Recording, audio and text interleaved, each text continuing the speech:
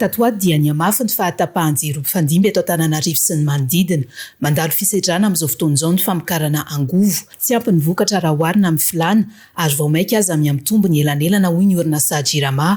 Ankoatr'izay raha nambarany dia misy ihany koa ny faharatsiany ny kalitaon'ny solika izay misy fiantraikany eo amin'ny lafin'ny famokarana eo anivon'ny tobim-pamokarana angovo mandeha amin'ny solika mavesatra ho iatran'ny ity orinasa-panjakana ity. Mahatratra 30 mégawatts amin'izao fotoan'izao tsy fahampiany eo amin'ny famokarana araka ny nambarany hatrany. Araka ny filazan'ny JIRAMA, ny fisian'ireo tetikasa fametrahana toby famokarana herinaratra avy amin'ny masoandro no hitondra vahaolana amin'izany.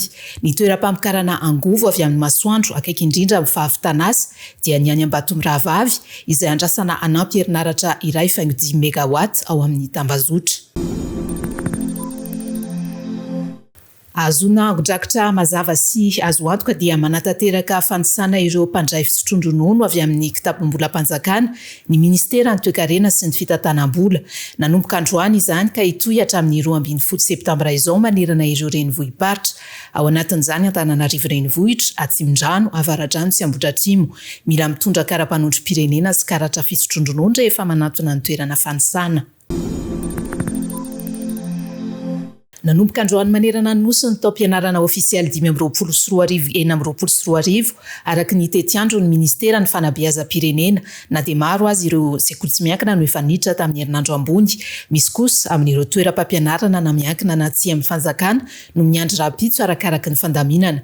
Ny faran'ny herinandro teo mbola marobe ireo ray aman-dreny ny rohotra nijery fitaovam-pianarana teny an-tsena, isan'izany ny teny amin'ireo magazay eny Analakely, tsara lalàna sy Behoririka.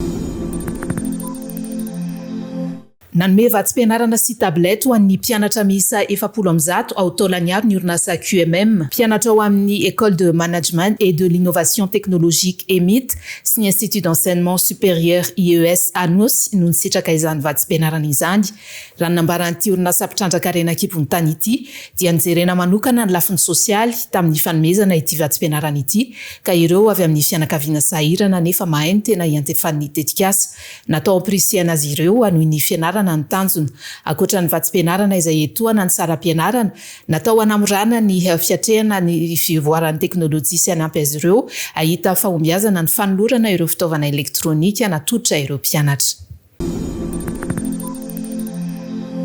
Mijanona eny Ampahibeny amboaran'ny Madagasikara eo amin'ny taranja rugby. Ny Kosfano no batany amboara tamin'ny lalao famaranana ny fiadinany amboaran'ny Madagasikara amin'ny taranja rugby lalaon'olona 5-12 nanoloana ny fifaninana taminy dia ny FTM Manjakaray tetsy amin'ny kianja Maki Andotapenaka ny alahady teo.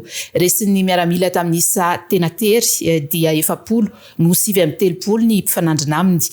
Toy ny tamin'ny taondasa dia ny FTM tompondakan'ny Madagasikara sy ny Kosfa mpandresy ny amboara no mizara ireo anaram-boninahitra lehibe roa amin'ny taranja rugby eto Madagasikara.